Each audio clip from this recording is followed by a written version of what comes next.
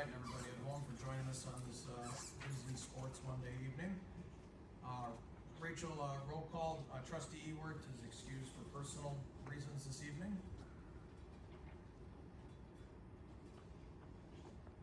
I see that we have one comment from the public. Mr. Keene. How are you tonight, sir? Good, thank you, Cassie. Thank you, and trustees, welcome. I should say hello. Talked to some of you before the meeting.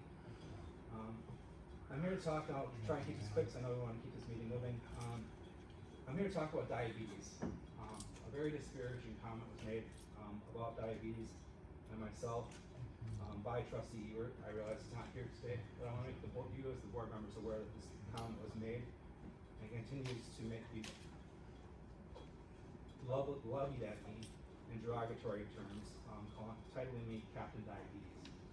Was made on a couple of Facebook pages over the weekend with myself as my name being done, and Andy Ewert stating, "Who is that?" Inquiring minds want to know. I'm blocked from the Karen page.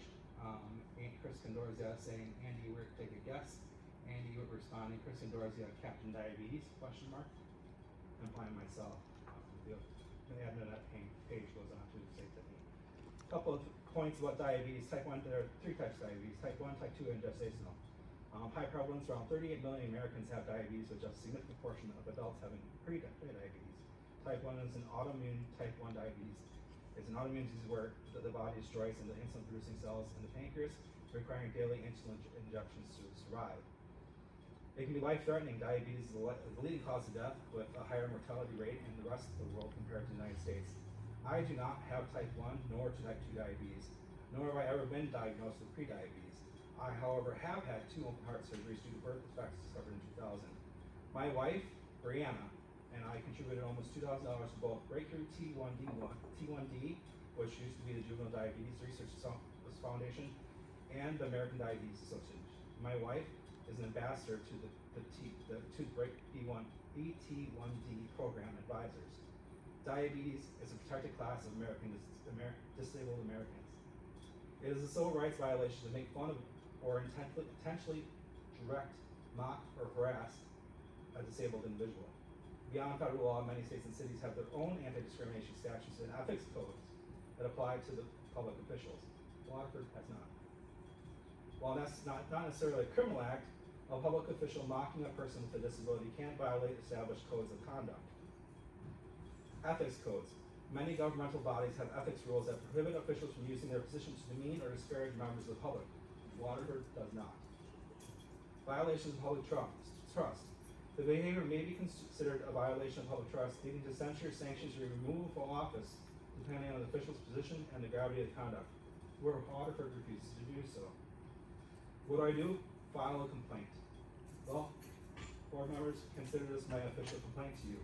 It'll be available for view online, most likely tomorrow. While I do not have diabetes, my wife is a type 1 diabetic. Her diabetes has affected every day of our lives for the past 18 years she has been in my life, and she was diagnosed at age 13.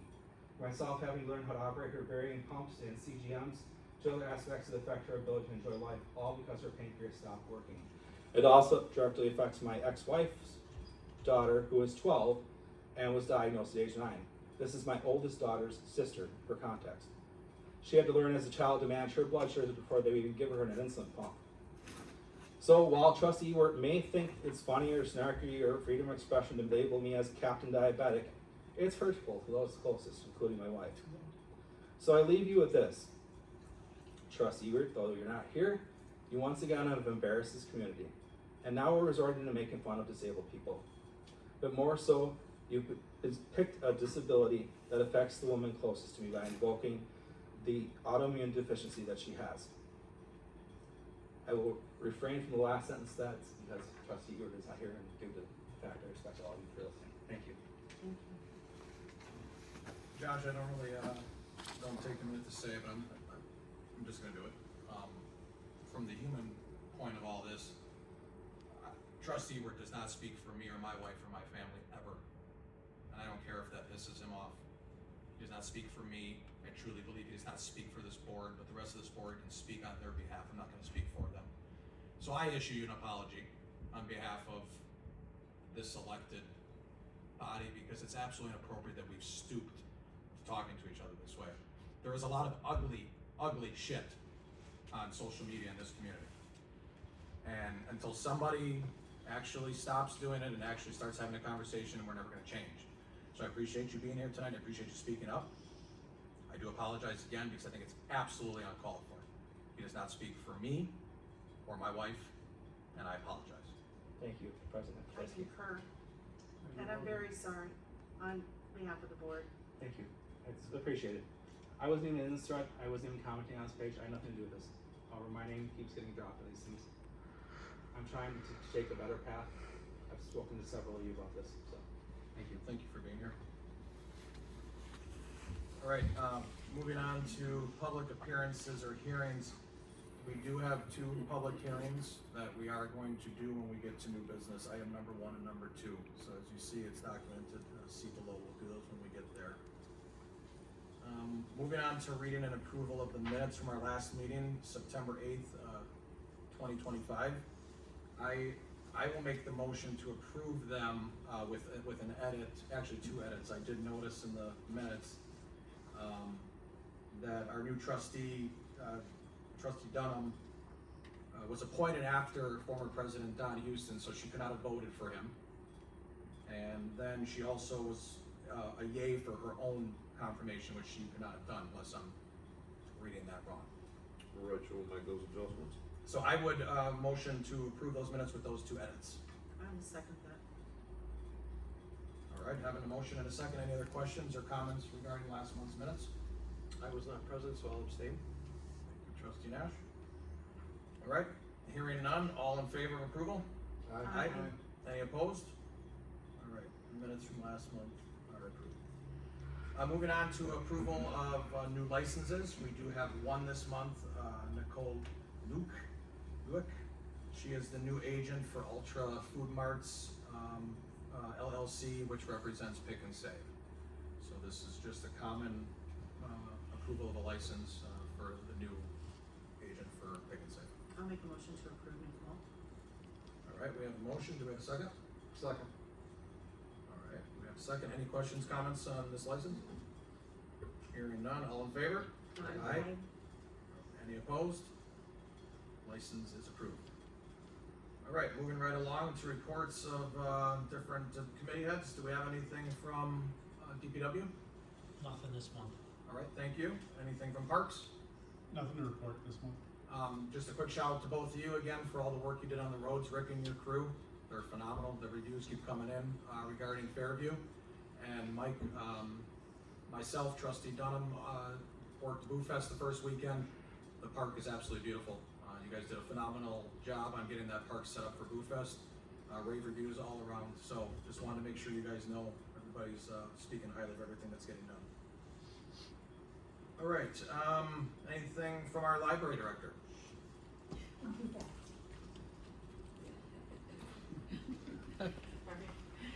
Hello. I just wanted to talk a little bit about what's been going on in September. So in September, we circulated 9,967 items during the month, which averages about 56 items per hour that were open. We had 4,072 people visit the library. We have issued 531 new library cards so far this year. 882 people attended 39 programs at the library in September. 37 people attended our Back to Homeschool program on September 24th, and it was a great opportunity for those families. And we're actually going to be starting a more regular homeschooling program in response to that, to those families being so excited about that service. I wanted to mention that we recently partnered with the Waterford, the new Pro Health location. They came and did a presentation at the library, which was very well attended and very interesting, and they'll be coming back to work with us again soon. Recently a patron was visiting from the UK, and he needed a print from his email, and for various reasons related to him being outside the country, he couldn't two-factor authenticate his email. He went home and got his laptop, and then his laptop had this antivirus software that couldn't get on our public Wi-Fi. A variety of reasons, we had to jump through hoops to get him to print, but he was very grateful for our efforts and is now a big library fan. I also wanted to mention that new in the board reports is our patron suggestions with my responses. So as I'm receiving comments from the public, I am compiling them for the village board as well as my library board, so that you can see what people are saying about the library. I'm not going to take your time and read those now. I just would appreciate it if you would take a look when you get a minute. Thank you. Thanks, Jesse. Thank you. Thank you, Jessica. I spoke with Fire Chief Rosina earlier. He has informed me that going forward, he'll be attending these meetings monthly when his schedule allows to give a brief report. He had a work situation that he did not feel he'd be here in time, so I just wanted to relay that. And I've also been in talks with the new police chief, O'Neill, on whether he will be able to coordinate being here monthly after the town board meeting, or he will be sending one of the officers over to give a report monthly. I think it's important we get back to doing that in person for both of those departments. Anything from the clerk, Rich? All right, and anything from the administrator? No, sir. All right. Moving right along to review and confirmation of committee, commission, or board appointments. I do have 3 that I am going to put forward right now. They were not in the packet. These are 3 individuals that we know or we have been getting to know. One is Carl Overhart. He sits on the DPW committee. He reached out to me, actually met me here, and we sat down and had a conversation. He wanted to be more involved. And we went through a list of the committees that we had and the things that he felt comfortable with and didn't feel comfortable with doing. And we came to Board of Appeals, so he is gonna be put forward for Board of Appeals. Moving on to Tourism Commission, I am gonna make a conceited effort to revamp this Tourism Commission that's been sitting idle and really doing nothing. We have some newer businesses in the village, and just really the surrounding Waterford area as a whole that would like to see a little more input regarding the Tourism Commission and try to get some more things going in that regard, get some more hotel stays, Airbnb stays, a variety of different things. So I'm gonna try my best to revamp that committee. And I do have one new individual tonight that expressed interest, and I think as time has gone on, I've realized he would be a great individual for this commission. So I am putting forward John Palmer towards the Tourism Commission. And then last, we have a vacancy that's been sitting on Plan Commission that all the people I've been discussing and talking with, nobody seems to want to be interested in sitting on Plan Commission. So our new trustee, Kelly Dunham, has expressed getting involved in a couple of committees if there are spots that residents are not going to fill or be interested in filling. So I'm putting her forward to fill the Plan Commission vacancy, and then we can revisit that in April when appointments come back up. So those are the 3 I'm putting forward tonight to you guys. If there's any questions, I'd be more than willing to answer them. Yes, sir. I do have one question. Is there any state statute, John Palmer, great guy, local business owner, is there any state statute on committee members having to live in the village? So the John provision of Palmer- tourism is a town resident, so it requires that you have a lodging provider on, and while John is not a lodging provider within the village, he owns some Airbnb properties in town, so it's in the area. I don't think there's a direct tie that it has to be a village resident, given that reading of state statute. Just want to make sure we're, and I actually appreciate you asking it, because when I did speak with John about it, he did kind of state that. He goes, you do know I live in the town. I said, yes, John, I do know you live in the town, but you also now operate a business in the village. Yeah. And 2 of them, that's correct, 2 of them. And he 3 did, technically. 3. 3 businesses and then the Airbnbs as well. He's creative, he's got a stake in seeing tourism be Yeah, successful. great addition. Yeah, and he expressed, which I actually greatly appreciate, was if we get to a point where you are filling this commission and it's village residents want on there, I will be more than willing to pull back, which I think. We have nobody else at the moment.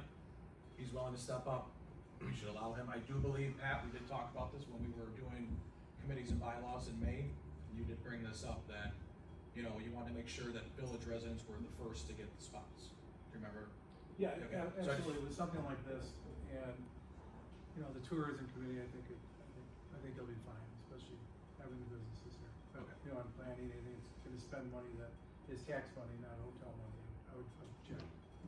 Okay, I just wanted to verify that. Make that clear, yeah. You, okay, appreciate that. So I would be looking for confirmation of these three individuals? So moved. I have a motion, do I have a second? Pat, that was a second? Yep. All right, I have a second. Any other questions or comments regarding the appointment of Carl Oberhart, Kelly Dunham, and John Palmer? All right, hearing none, Rachel, can I get a roll call vote on these, please? Sure, Nash, Aye. Paul Dameron, Aye. Paul Now, Aye. Jaskey, Aye. McReynolds, Aye. Dunham, Aye. All right, thank you, Rachel, those are confirmed, excellent. All right, moving right along here, report of standing committees, I do not see anybody from, we'll have to update this on our form here, it's no longer Explore Waterford. Waterford Area Chamber of Commerce has been brought back to life, I guess, so we're gonna go with that. I don't see anybody here from our CEDC. I do not see Fred here. Anything from the Racine County Board of Health, Tammy? Yeah, just reminders, it's the time of year when you're starting to use your heat, so make sure you're checking your filters and, making sure your carbon monoxide is working, also getting close to, timing of the clock change, so check your fire, smoke detectors as well. And, October is Breast Cancer Awareness Month, which is very, very close to my heart right now. That's all I have for Board of Health. Thank you, Tammy. Pat, anything with WWMD? Yeah, we're just doing our punch list for the expansion, it's mainly landscaping, it's working out well, so. And we will have an open house when we officially open it, probably spring with landscaping for everyone to come and take a look at. Awesome, thank you. Anything library board related, Tammy? Meeting tomorrow, and she gave a wonderful presentation on the library at the finance committee tonight. Do you have anything else, Jessica? All right, thank you. I do not see Carl. Okay. Moving on